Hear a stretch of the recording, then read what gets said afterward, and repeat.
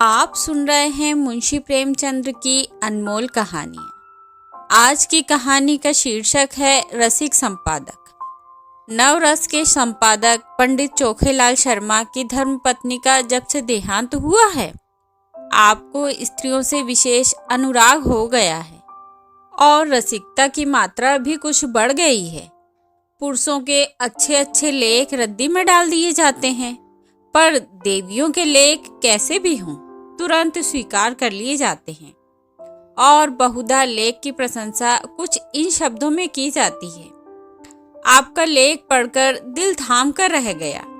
अतीत जीवन आंखों के सामने मूर्तिमान हो गया, अथवा आपके भाव साहित्य सागर के उज्जवल रत्न हैं, जिनकी चमक कभी कम न होगी। और कविताएं तो उनके हृदय की हिलोरें, विश्व वीणा की अमर तान, अनंत की मधुर वेदना, निशा की नीरव गान होती थी। प्रशंसा के साथ दर्शनों की उत्कृष्ट अभिलाषा भी प्रकट की जाती थी। यदि आप कभी इधर से गुजरे तो मुझे न भूलिएगा। जिसने ऐसी कविता की सृष्टि की है, उसके दर्शनों का सौभाग्य हमें मिला तो अपने को धन्य मानूंगा। लेखिकाएं अनुरागमय प्रोत्साहन से भरे पत्र पाकर फूली न समाती। जो लेख अभागे भिक्षुकों की भांति कितनी ही पत्र पत्रिकाओं के द्वार से निराश लौट आए थे, उनका इतना आदर।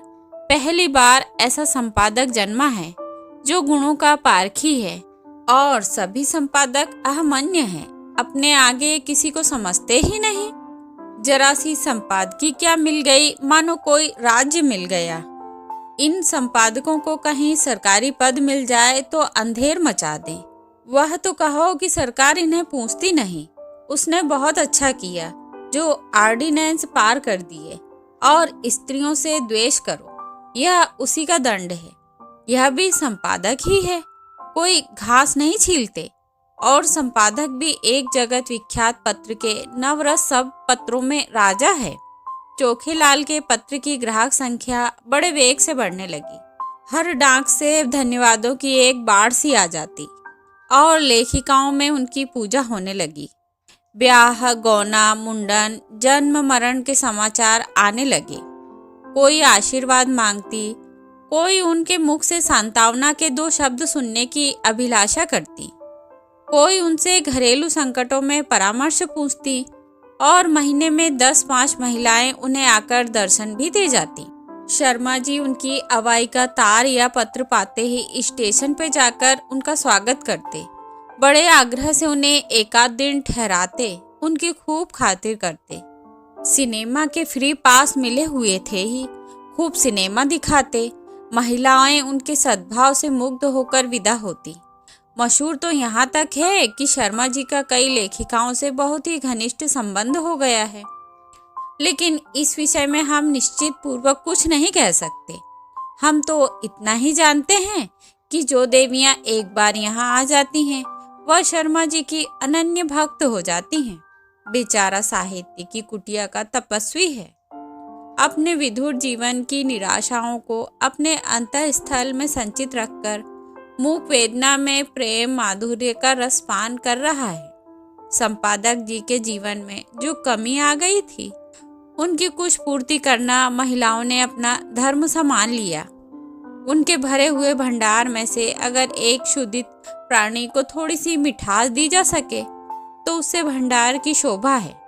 कोई देवी पार्सल से अचार भेज देती, कोई लड्डू। एक ने पूजा का ऊनी आसन अपने हाथों से बनाकर भेज दिया। एक देवी महीने में एक बार आकर उनके कपड़ों की मरम्मत कर देती थी। दूसरे महीने में 2-3 बार आकर उन्हें अच्छी अच्छी चीजें बनाकर खिला जाती थी। अब वह किसी एक के ना होकर सबके हो गए थे। स्त्रियों के अधिकारों को उनसे कड़ा रक्षक शायद ही कोई मिले। पुरुषों से तो शर्मा जी को हमेशा तीव्र आलोचना ही मिलती थी। श्रद्धामय सहानुभूति का आनंद तो उन्हें स्त्रियों में ही पाया। एक दिन संपादक जी को एक ऐसी कविता मिली जिसमें लेखिका ने अपने उग्र प्रेम का रूप दिखाया था। अन्य संपादक उसे अश्लील कहते, लेकिन चोखेलाल इधर बहुत उदार हो गए थे। कविता इतने सुंदर अक्षरों में लिखी थी लेखिका का नाम इतना मोहक था कि संपादक जी के सामने उसका एक कल्पना चित्र सा आकर खड़ा हो गया था। भावुक प्रकृति, कोमल गीत, याचना भरे नेत्र, बिंब अधर, चंपई रंग, अंग अंग में चपलता भरी हुई, पहले गोंद की तरह शुष्क और कठोर आर्द्र होते हुए ही चिपक जाने वाली। उन्होंने कविता 2-3 बार पढ़ी और हर बार उनके मन में सनसनी दौड़ी। क्या तुम समझते हो मुझे छोड़कर भाग जाओगे? भाग सकोगे? मैं तुम्हारे गले में हाथ डाल दूंगी, मैं तुम्हारी कमर में कर पास कस दूंगी, मैं तुम्हारी पाँव पकड़कर रोक लूंगी, तब उस पर सर रख दूंगी। क्या तुम समझते हो मुझे छोड़कर भाग जाओगे? छोड़ सकोगे? मैं तुम्हारे अधरों पर अपने कपोल चिपका दूंगी। उस प्याले में जो मादक सुधा है उसे पीकर तुम मस्त हो जाओगे। क्या तुम समझते हो मुझे छोड़कर भाग जाओगे? कामाक्षी। शर्मा जी को हर बार इस कविता में एक नया रस मिलता था। उन्होंने उसी क्षण कामाक्षी देवी के नाम यह पत्र लिखा।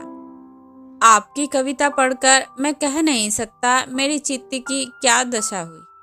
हृदय में एक ऐसी तृष्णा जाग उठी है जो मुझे भस्म किए डालती है। नहीं जानता इसे कैसे शांत करूं। बस यही आशा है कि इसको शीतल करने वाली सुधा भी वहीं मिलेगी जहां से यह तृष्णा मिली है। मन पतंग की भांति जंजीर तुड़ाकर भाग जाना चाहता है।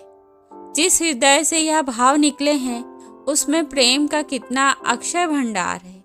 उस प्रेम का जो अपने को समर्पित कर देने में ही आनंद पाता है। मैं आपसे सत्य कहता हूँ कि ऐसी कविता मैंने आज तक नहीं सुनी थी और इसने मेरे अंदर जो तूफान उठा दिया है वह मेरी विदुर शांति को छिन्न भिन्न किए डालता है। आपने एक गरीब की फूस की झोपड़ी में आग दी है, लेकिन मन यह स्वीकार नहीं करता कि वह केवल विनोद क्रीड़ा है। इन शब्दों में मुझे एक ऐसा हृदय छिपा हुआ ज्ञात होता है जिसने प्रेम की वेदना सही है, जो लालसा की आग से तपा है। मैं इसे परम सौभाग्य समझूंगा यदि आपके दर्शनों का सौभाग्य पा सका। यह कुटिया अनुराग की भेंट के लिए आपका स्वागत करने को तड़प रही है। तीसरे ही दिन उत्तर आया। कामाक्षी ने बड़े भावुकतापूर्ण शब्दों में कृतज्ञता प्रकट की थी और अपने आने की तिथि बताई थी। आज कामाक्षी का शुभागमन है।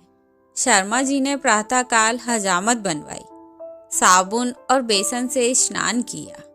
महीन खद्दर की धोती, कोकटी का ढीला चुन्नटदार कुर्ता, मलाई के रंग की रेशमी चादर डाल ठाठ से कार्यालय में बैठे तो सारा दफ्तर चमक उठा।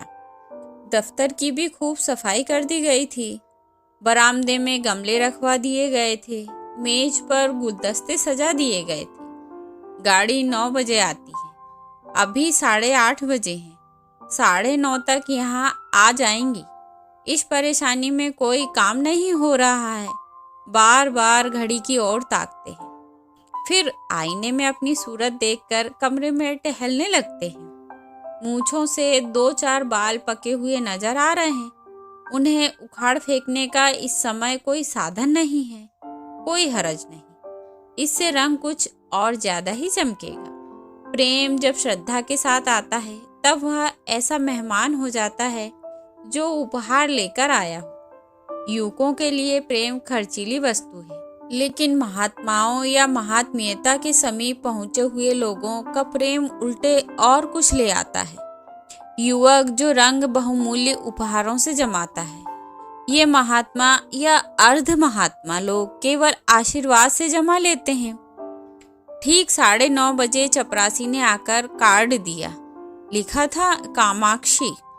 शर्मा जी ने उसे देवी जी को लाने की अनुमति देकर एक बार फिर आईने में अपनी सूरत देखी और एक मोटी सी पुस्तक पढ़ने लगे, मानो स्वाध्याय में तन्मय हो गए हैं।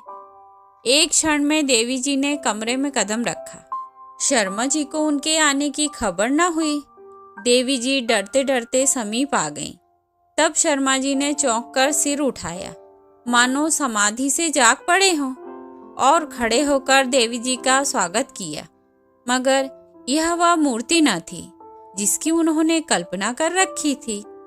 एक काली, मोटी, अधेड़, चंचल औरत थी जो शर्मा जी को इस तरह घूर रही थी मानो उसे पी जाएगी। शर्मा जी का सारा उत्साह, सारा अनुराग ठंडा पड़ गया।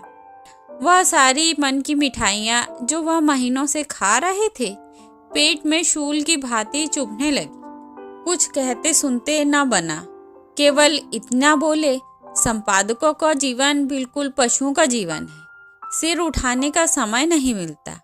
उस पर कार्याधिक्य से इधर मेरा स्वास्थ्य भी बिगड़ रहा है। रात ही से सिरदर्द से बेचैन हूँ। आपकी क्या खातिर करूं? कामाक्षी देवी के हाथ में एक बड़ा सा पुलिंदा था। उसे मेज पर पटक कर रुमाल से मुंह पोंछकर मृदु स्वर में बोली, यह तो आपने बड़ी बुरी खबर सुनाई। मैं तो एक सहेली से मिलने जा रही थी। सोचा रास्ते में आपके दर्शन करती चलूं।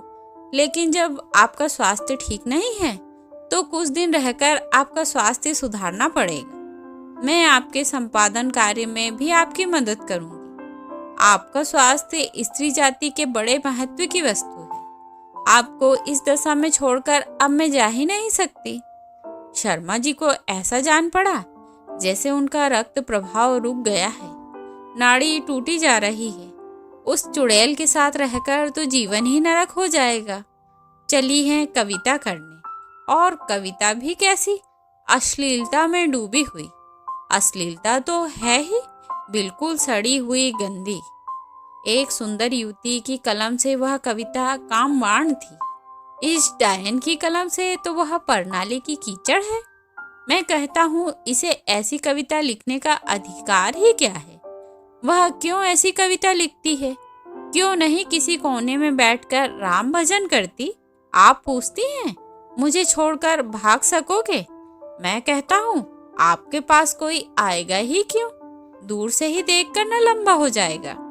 कविता क्या है जिसका न सिर है न पैर, मात्राओं तक का तो किसे ज्ञान नहीं है, और कविता करती हैं।